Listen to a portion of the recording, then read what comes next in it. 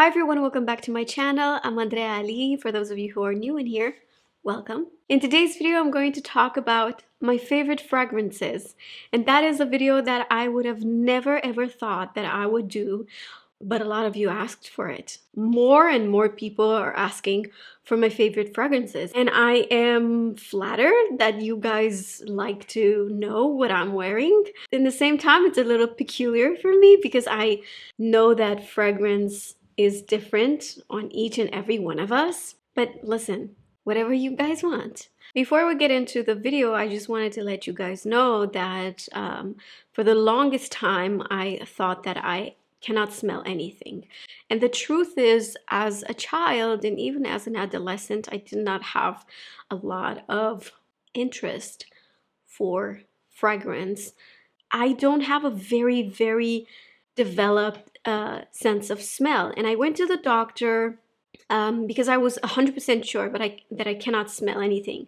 And actually it was wrong. I can smell, but because I really didn't train the nose, I didn't understand much about scents for a very long time. When I came to Paris, I realized the importance of fragrance. And here, you guys, they have the culture for fragrance. They all like to put perfume every day. That's how Sephora started. Sephora started on Champs-Élysées in 1996, if I'm not mistaken. And it was like a place where they sold a fragrance. There was no makeup back then. So I started to dig a little bit more into it. And every time I had an event with a brand that was launching a new fragrance, they would always have someone that was a specialist. And I would always ask a lot of questions. And what I've learned is that you need to train your sense of smelling. Just like you train, your eyes, or like art, just like you train your ear for music. That's exactly how you have to train your nose. Most people do this automatically. It just comes naturally for them when they eat something to smell it first and then acknowledge. Me, I did not have that.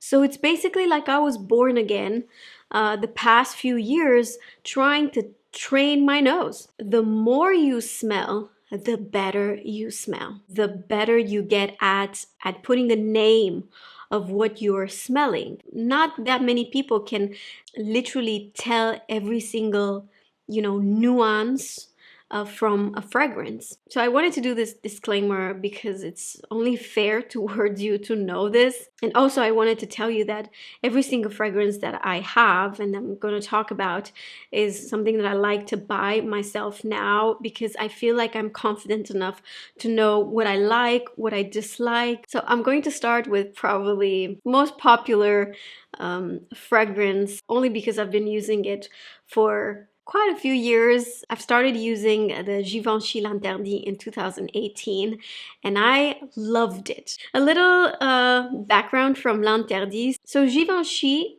created this perfume for Audrey Hepburn and it was only for her. It was not being sold back then.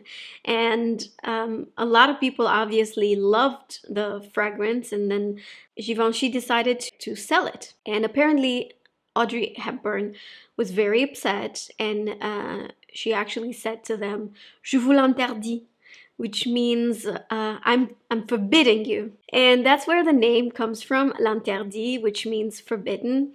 This fragrance for me is a modern classic, and you know what? I would describe this as a modern classic. Has a little bit of extravaganza in it, very French if you ask me. It smells completely, like this fragrance in particular, smells completely different depending on, each person. I remember that I went once to this event and I was very late. It was a small event, like 20 something people. And I was very late, and when I arrived, everybody was already sitting. I found my place, and when we had the first break, so many of the girls at the event came to me and be like, "What are you wearing? What fragrance are you wearing when you entered the room?" It was like amazing. And when I told them Givenchy L'interdit, they were like, "Really? but I have it. It doesn't smell like that on me. And I get that a lot with this one. I personally feel very confident with it. I wear it less in the summer, but now, like September, October, as soon as the weather gets just a little bit chilly, I love to wear it. And I could say that it's sort of like my signature fragrance because I wear it the most. It is floral and a little sweet, like I said, very modern, and it lasts for a very long time. But it's not a suffocating fragrance. Even if I overuse it, it's still not suffocating. That's how I feel about this. The second one would be the Musc from Essential Parfums. This fragrance has been created by one of the most respected people in the perfume industry here in France and I think all over the world. Her name is Calice, and she has created the most famous fragrances such as Dior J'adore. This is a French brand and they have a boutique in the Les Marais for those of you who are interested, but I'm pretty sure you can find it online. I'm going to link everything in the description down below. This is woody, florally musky. It's a little powdery, it's a little floral, but I love how it sits on me. And again, this is super long lasting. I would wear this all year round. I don't care. Summer, winter. If you like the musky, woody fragrances, you're going to love this. Next one is Balda Freak, and this is my most recent purchase. I have a lot of fragrances from Byredo, but this is what I currently use the most. For those of you who are not familiar with Byredo perfumes, it's a Stockholm-based brand, and this fragrance in particular was launched in 2018, so it's pretty recent. And the creator was inspired by the Parisian life in the 1920s and also the African culture. I would say that this is a very aromatic fragrance, and I would definitely use this mostly on spring and summer. Just for me, this fragrance just smells like summer. It's a little citrusy, it's a little woody, it's a little floral and fruity, but it has such an interesting mix, and this works great for men and women, so it's a unisex fragrance. I love it on myself. I feel chic, but it's not the type of a fragrance that when you enter a room to be like, wow, it's a little bit more delicate. It's a little bit more private. I don't know how else to describe this. Next one is Comme des Garcons Concrete. I think it's been about 2 or 3 years since I bought this fragrance. I think it has like one more breath and it's done. And there was a time when I only used this because I just felt so good wearing it. It's a mixed fragrance, so men and women can wear it. I would say again, it's woody, it's powdery. I guess these are the fragrances that I love and that suit me. And it has a warm, spicy tint to it. It's very different than anything I've smelled before. I love the bottle as well. And it looks different on each person because this kind of wears down with time. It's literally made of concrete. Next is Jo Malone, and I only use these fragrances together. I cannot actually say I'm crazy about one of them in particular, but when I put them on together, it's just another story. So the first one is, the signature of the brand, which is the lime basil Mandarin. And the second one is Honeysuckle and Davana. They both smell so beautiful in their unique way, but I just don't like the way they smell on me by themselves. So together, they're just like, when to become one. Lime Basil and Mandarin was launched in 2007, so it's a pretty old fragrance. Not old in terms of like the way it smells, but like it was launched quite a while ago. And like I said, it's the signature of the brand. If you guys are familiar with Jo Malone fragrances, you probably know about this. Very fresh, very summery, very clean. It's not out of the ordinary. There's nothing spectacular about this. However, I really, really like it. It has top notes of clementine and bitter orange, green tea and ivy. Honeysuckle and Davana make so much sense to me because my mom's garden is full of honeysuckle, and I guess it's a familiar scent for me. Davana is actually the top note, and it just gives vibrancy to this fragrance. Now, like I said, together they make the perfect couple for me. Another fragrance that I have from Guerlain, it's quite similar to Lime Basil and Mandarin from Jo Malone, but this one is from Guerlain, and it's the Aqua Alegoria. I don't know exactly how to pronounce this. If I have to compare it with this one, it's just a little bit more elevated. This is a great summer scent for me, and it's not at all heavy. It's actually very, very refreshing. It smells like a juice. It smells like a fresh juice. However, I really love it on me. Now, the last one that I'm going to talk about, and probably most of you are familiar with, this Anone Pantheon. This is probably the most special fragrance that I have and that I actually like, because I do receive quite a lot of fragrances, but most of them, they just don't fit me. This one, I bought it in Harrods 2018, could be 2019. I don't remember exactly, but I could tell you the story of this. I was in Harrods. I was there for work, actually. I needed to do some meetings.